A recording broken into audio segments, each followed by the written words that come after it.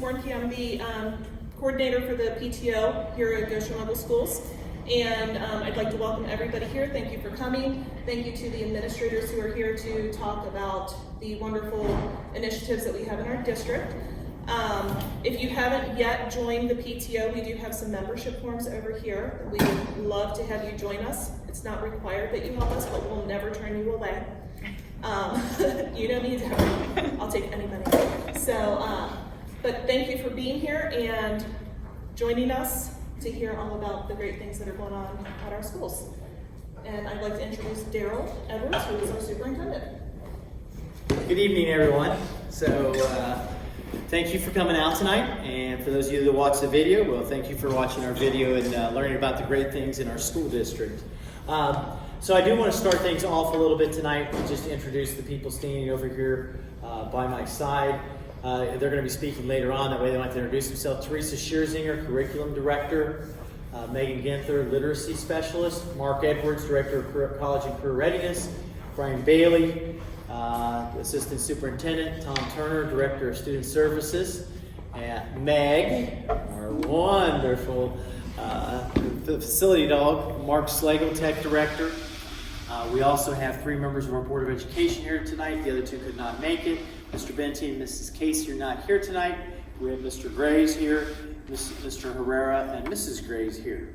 So thank you guys for all coming out too as well. These guys will be talking about some of their things. First of all, I want to say to the parents, thank you for entrusting your child's education to us.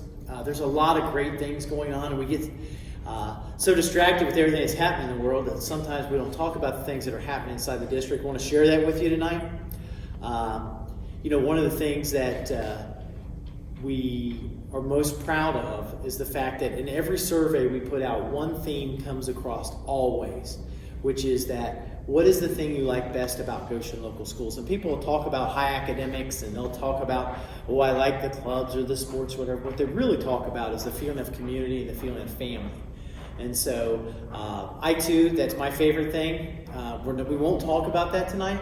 Instead, we're going to talk about some of the other things that are going on inside our district. But again, you know, it all starts out with a few things that kind of guide us overall. And some of those things that guide us are our portrait of a graduate. We sit down every year and we develop this. What do we want a Goshen Local Schools graduate to look like? Because in the end, that's our product. That's our best, and that's our collection in the end of what comes from us. And we want our kids to be academically prepared. We want them to be resilient. We want them to be effective communicators. We want them to be socially responsible. We want them to be fearless learners. And so this is the target, and everything that we do is developed off of this piece. This is what our portrait that we're painting as we work with your children in cooperation with you. We then do target areas. Every year our Board of Education and administrative team works together to develop target areas. We focus this year and most years on high quality instruction, literacy, college and career readiness, technology education, communication, and we try not to forget that all pieces of the student, the entire learner.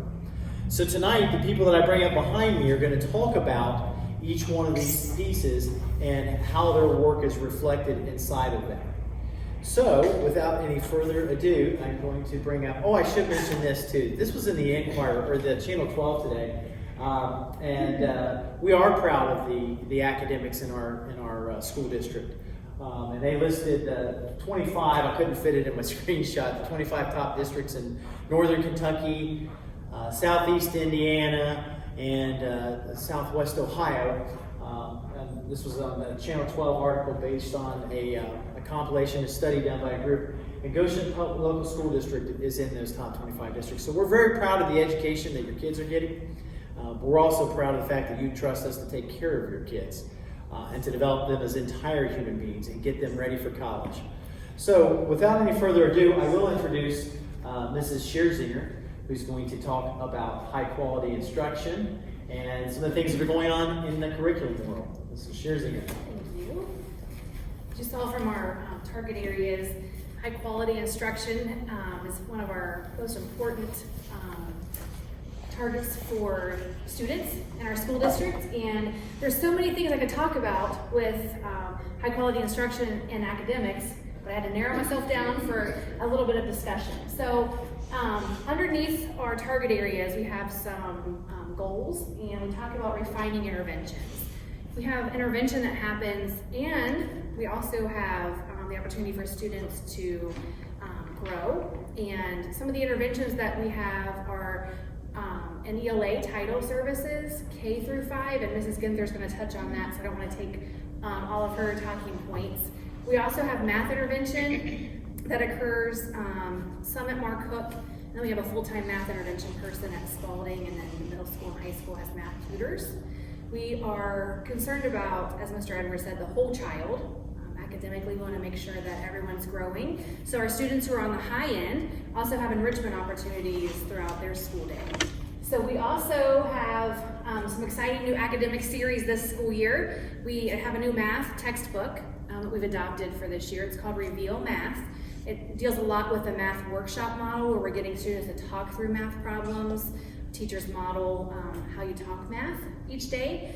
And we have a 6 through 8 new science curriculum, and then a high school upper level math textbook we've adopted this year.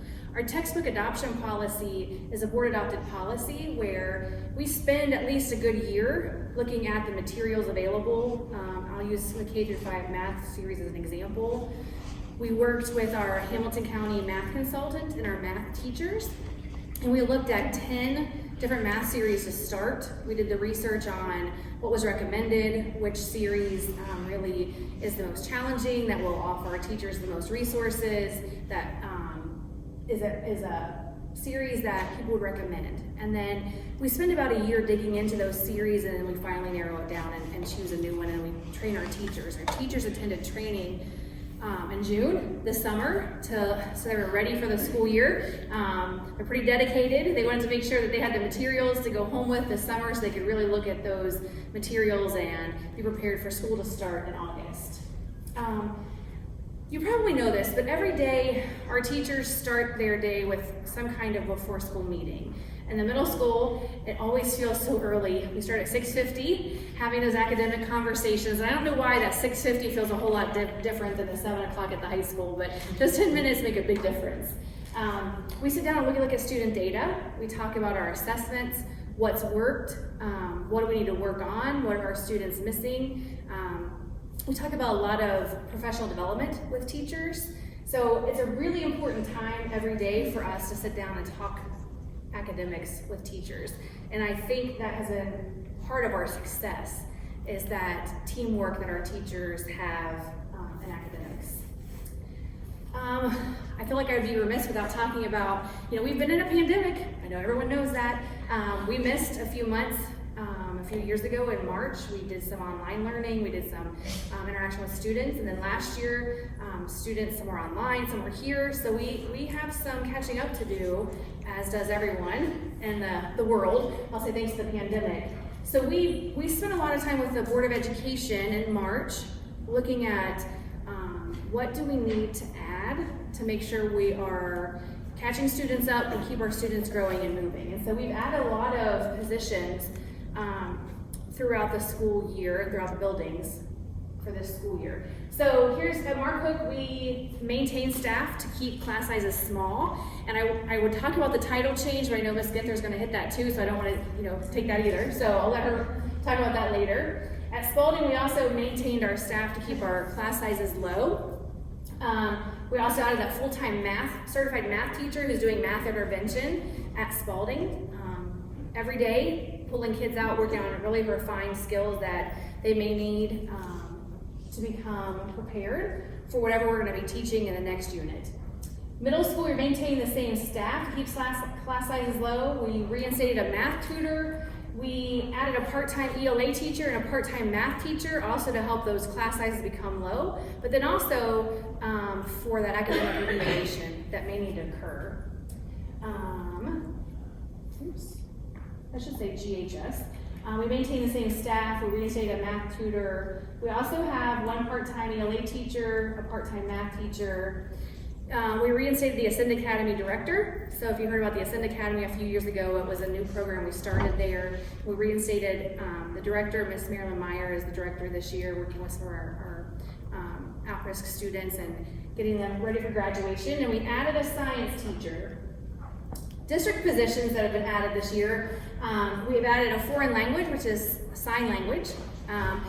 At our high school, they also do a bell of sign language at the middle school, getting those students at middle school introductory foreign language. So we have, I think, one bell of sign language, one bell of French, and one bell of Spanish now at the middle school, which is the first year for that. So getting those students introduced to languages earlier, and they can kind of see which ones they are really interested in. So when they go to high school, they don't waste their time with a foreign language. They're like, I don't want to do this. They get a little taste of it in middle school, they can pick the right one.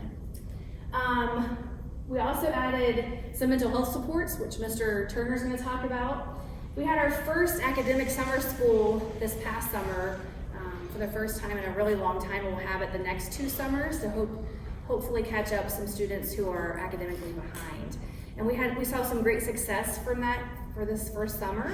I think we averaged about 15 students per grade level, and they came into school, there were small class sizes, they got fed every day, there were fun activities, and so when we did the survey at the end, the students actually really enjoyed being in summer school. The teachers made it fun, but then also their data showed they did grow. We did summer school just in June, Monday through Thursday, so it wasn't like it took up the whole summer for students, but they did get a lot of academic support in that time. We plan to offer that again this summer and then the following summer. And then we did add modulars at Spalding just because we were out of space. And we need space in a few buildings, but we have modulars at Spalding now. So I don't know if you've seen those or if your students have to go to the modulars at any time, but they're really actually pretty nice. So those are just a few things we've added during this pandemic to help catch students up and to keep maintaining our high academic expectations. And all of those things filter into this portrait of a graduate. So we talk about someone who's a fearless learner. We want them to be a critical thinker. Sometimes it's not about getting the right answer, but it's about the learning process. And so we're hoping that through all of our academic initiatives and all the things we have going in our district, that we will create students who graduate from our district who follow all of these categories. When you also think about a portrait of a graduate, our standards in Ohio are given to us by the Ohio Department of Education. That's what we use to teach our students. We follow those standards. And these standards were written from 12th grade down to kindergarten.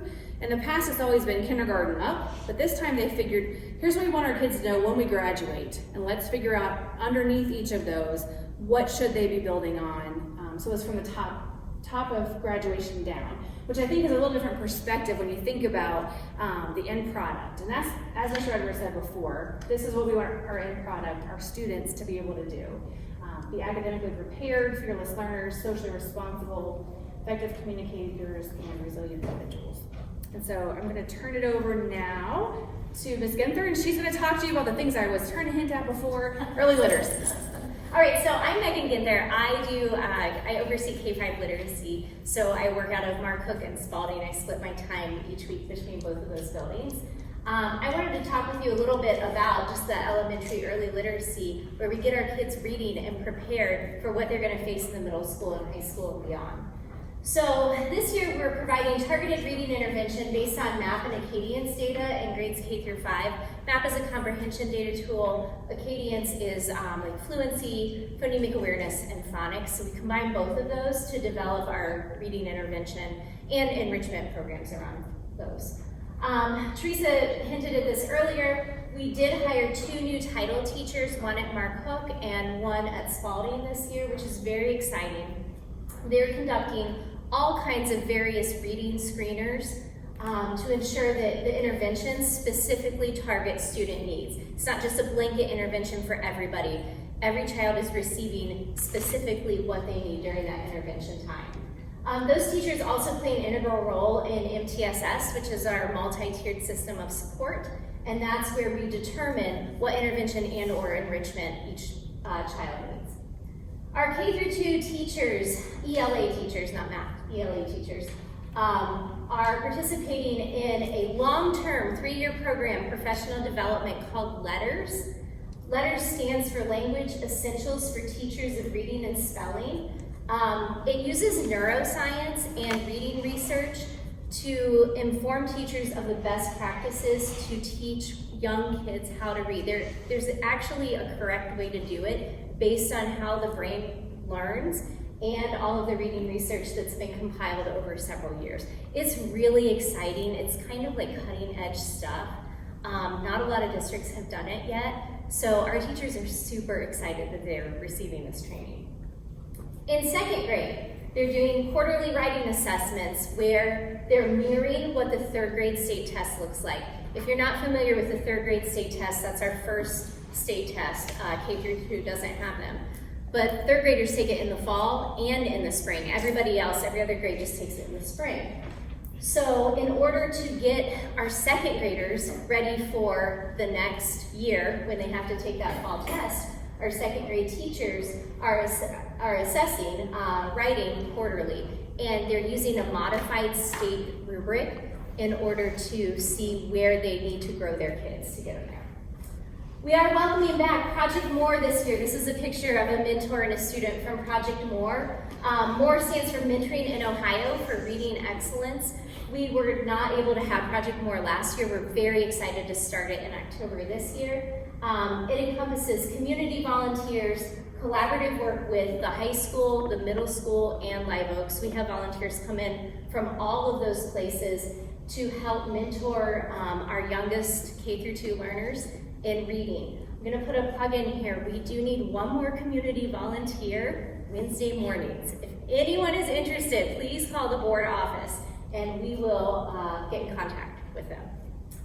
All right, in grades 3 through 5 over at Spalding, we're incorporating interactive read-alouds in ELA classes. Those are just books that are picked to address specific standards and align with what teachers are teaching. It's the first step of starting to incorporate a reading workshop type model. I've done some great PD with teachers. They're really excited about it. We're starting to build an interactive library so that they can go select books whenever they need to. They don't have to purchase them. They don't even have to request them from the library. We're gonna have it right there at school for them. And one thing that I couldn't fit on this slide because I have so much writing on it is our book clubs at Spalding. I started these 3 years ago. I do 2 different book clubs with Spalding teachers. The first one is a children's lit monthly book club where we read age-appropriate books, so grades 3 through 5. We get together once a month and talk about them, and then the teachers get to keep those books and put them in their classroom libraries. And that's been really successful. The numbers have grown for that each year. This year we have 12 teachers that are participating in that. And the other one I do is just an adult book club. We read contemporary fiction, and I started that last year, and I think I had 5 people in it last year, and I've got 10 people in it this year. And we just meet once a month. We talk about a book right before school starts, and then we pick another one and move on. So I display everything that we read close to my office at Spalding, so that's what that is a picture of. All of this goes together to build academically prepared, effective communicators, and fearless learners, which ties right into our portrait of a graduate. All right, I believe up next is Mr. Turner. Thanks, glad to talk to you tonight a little bit about student development and then the intentional nature that we take here at Goshen Schools to be a place that not only engages in academics, but engages in a manner, in a way that we make sure that we take care of each other. It's well known, everyone is probably very familiar with the image on the left, and then in the middle, you probably lived that. You were working simultaneously along with your student or your child, and then ultimately the schools made a very conscious effort to make sure that we got back to school so that we get back to more of a learning brain moment for our kids and for our community. And so Goshen Schools, even to this day, remains intentional about meeting the needs of the whole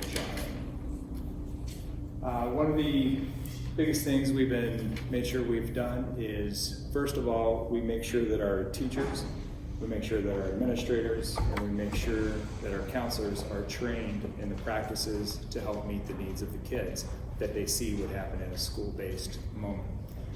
Occasionally there are those instances where there are other times that we need to reach out to community-based organizations to help support us with that. We have two that we have really invested in. We've continued our partnership with Claremont County's Child Focus, where they will see several students throughout the course of the school day. And then we have a new partnership with Catalyst Counseling. The exciting thing about both of those opportunities is that if there is a need that is presenting itself for as an obstacle or a barrier to school or home success, we can meet that child in an environment that they're very comfortable with, that they're very engaged with, and we're able to help them receive the service that they might need in order to handle a variety of reasons that they might have, whether it's school anxieties or just anxiety, or as we all well know today, there's just so much of that. Next, we have, as a district, we've invested in a family engagement specialist. We've spent quite a bit of time focusing on supporting the community and families together. Pardon me, I've got a friend that's walking around here in just a second. We have Mrs. Durazio taking care of that. She's working to bring those relationships together and watching both the families, the community, and the schools work together to support each other to help remove those educational barriers. The analogy that I like to use, or the metaphor that I like to use, she has a strong grasp on being able to help people, whether it's a parent or an educator and a community resource, join hands together and from there facilitate that shaking of the hand and then allowing them to grow together so that they can help take care of it.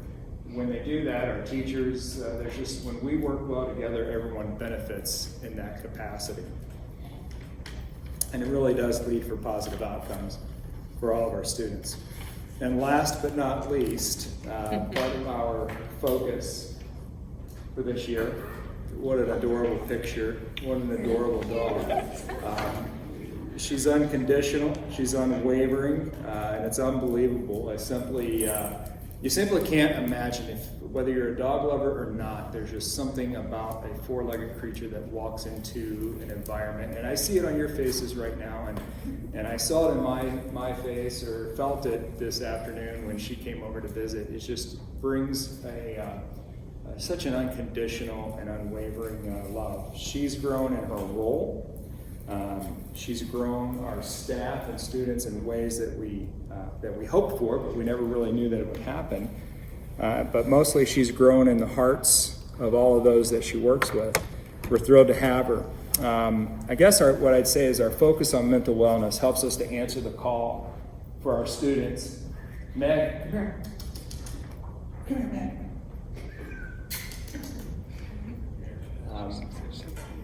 And what I would say about our mental health services and our student development is that we're not always going to have the answers, but we are going to have the supports, and we're going to work to get those supports to really develop this whole child and this focus on not only helping your child to be academically successful, but just be a really good person. And that's an important thing. So I thank you. And Meg, would you come here? Everyone wants to see you. Come here. Come here. I need you to stand right here. And then would you high five for everyone? You're a star. Say hi. So that's student development. We thank you so much. Now to Mr. Edwards for college and career readiness. I don't know if it's just my luck, but this is the second time I get to talk after Meg. So, no, I don't think it's very fair, but we will talk a little bit about college and career readiness. In a way, a little bit, this is a bit of a misnomer because we have always felt like our students are very college and career ready when they leave. Really what we're talking about today is connectedness. We really want our students to be connected with something as they're leaving. Whether that's a college, they've applied and they've been accepted to a college, or whether they're going into a growth opportunity career that probably has college later on down the road, we want them to be connected to those growth opportunities. The Ohio Department of Education words this very well, where they say this is their goal for all schools, that Ohio will increase annually the percentage of its high school graduates who 1 year after graduation are enrolled and succeeding in a post-high school learning experience, including an adult career technical education program, an apprenticeship, and or a 2-year, 4-year program. So that is our goal. How are we doing that? So here at Goshen, what are we doing to make sure that they accomplish that goal? As we're really developing these critical and real-world thinking activities, and we're embedding them into the classroom. We do have this focus on career readiness, and it's K through 12. So your students are going to have opportunities to be aware of careers K through 5. They're going to explore those careers in the middle school building, and then hopefully they get to experience those careers when they get into high school. And we'll talk a little bit more about that here in a second. ACT readiness. There's a strong correlation to being successful in college with success on the ACT. So we put a lot of resources into helping our students to do their best on the ACT so that they can get into the college they want and then be successful in college as well. And then of course, increase student access to higher level courses. This is something we're very proud of here in the district. Over last year, in the middle of a pandemic, our high school students earned over 2,200 dual credit hours here on campus. These are not classes that they have to go somewhere else, but it's here on campus that we provide those opportunities for our students. So as you look at this is kind of the continuum of what our students go through here. So in the elementary, again, really embedding some real world connections. We have field trips that students go on, but we also have people from careers come into our buildings to talk to our students about what they do. Career awareness, we partner with Junior Achievement, and they talk about careers and how they can be connected with careers and what are careers and why are they important. We do that all the way from first grade on up. Strong foundational instruction, Teresa talked about that earlier, and then parent college planning. We're very involved in helping you plan for college, and the earlier you start, the better. My contact is on the website. If you ever have questions and want more information about financial aid or how to start saving now, please contact me. In the past, we brought in speakers. We're up for doing more of that. So please be in contact with us. We can help you plan financially for college. We think it's a long way away when it's kindergarten, but it comes quick. I have a senior now, and boy, does it go really fast. As a middle school, we have acceleration of classes. Looking around Southwest Ohio, very few school districts accelerate at the rate that we do. And it's exciting to see our students that initially when we started some of this acceleration, we're like, we're not sure, maybe 25 students would be able to handle this. Well, now we're up to 50 and then 75. And the more that we accelerate, the more our kids are able to perform. It's great to see them producing at higher levels. We have a career exploration platform called Naviance where students get to explore. We also have a career fair that they take place in 8th grade. And again, parent course and college planning. The difference between middle school and high school is in high school, students move from a curriculum of force, so they're kind of like whatever classes they're in, to a curriculum of choice. And I can't stress that enough. If you have high schoolers, or as soon as you have high schoolers, you want to allow your high school and encourage your high schooler to take a rigorous course load. They get to choose their classes, and they could very easily choose a light load. That light load might not serve them very well. Now, our courses are all pretty rigorous, but you could really challenge themselves, and they could really step outside their comfort zone, and it's going to serve them well after high school. We offer, as I mentioned before, the dual credit and AP classes. These are college level courses that we offer at the high school.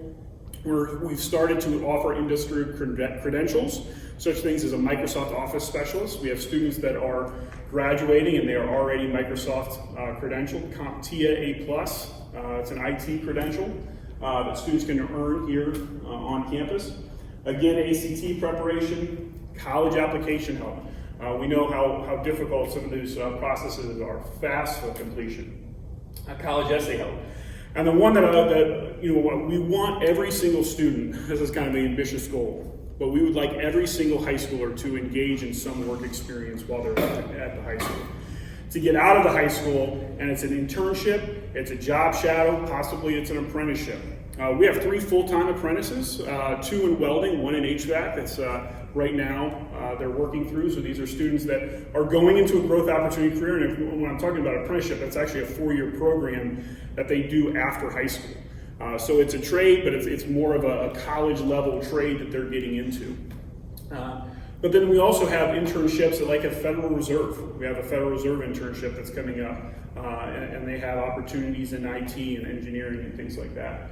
So we just encourage our students as they go through this trajectory. We have this phrase, where to. We really want them focused on where they're going, why they're here, so that they can get to where they want to go. That's college career readiness. I'm going to turn it over to Mark Slater for technology. Thank you, sir. My name is Mark Swagel. I am the Director of Technology.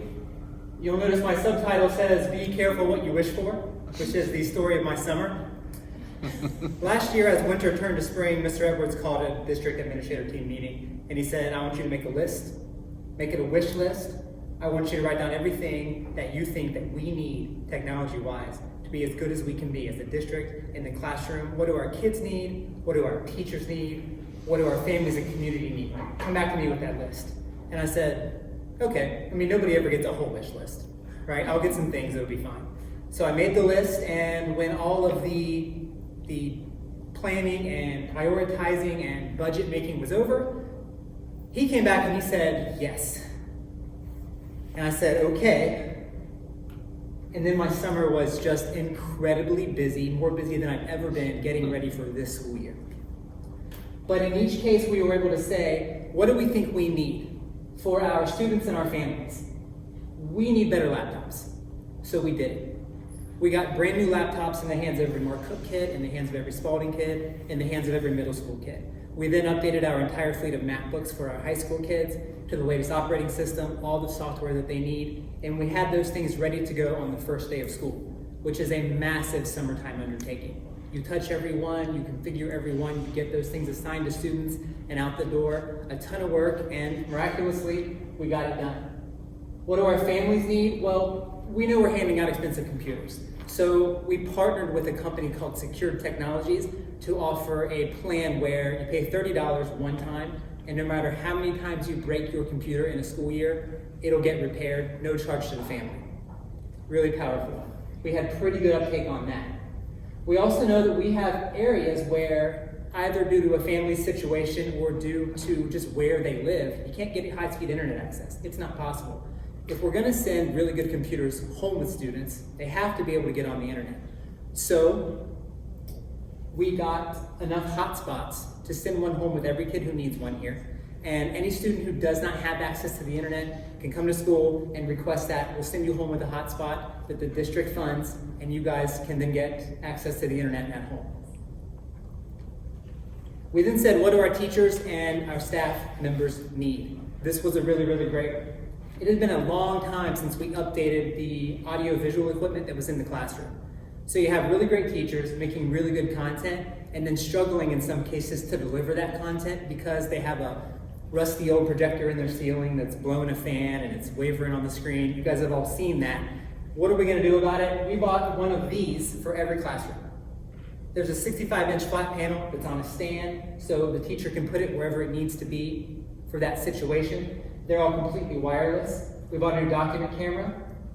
On the back of all of these panels, there's a computer that's attached to it. So any teacher can walk into any classroom, pick up one of these keyboards, log in with their district account, and immediately start teaching right away. There's no delay, it's all completely seamless, and anybody can be in any classroom. These allow us to walk around the room and teach from anywhere in the room, full keyboard, full mouse. It's a really, really good solution. We then said, what about our community? What do we know that we need out there? And we got back again to that idea of access to the internet.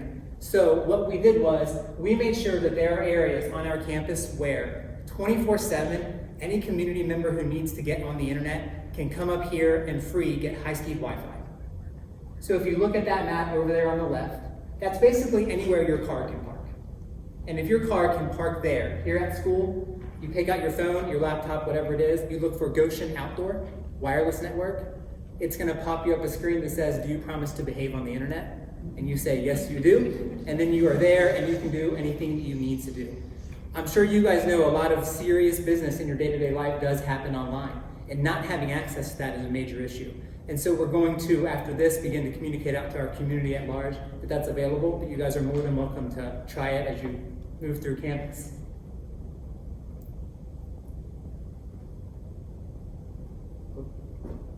I think I was the worst one yet. Brian Bailey?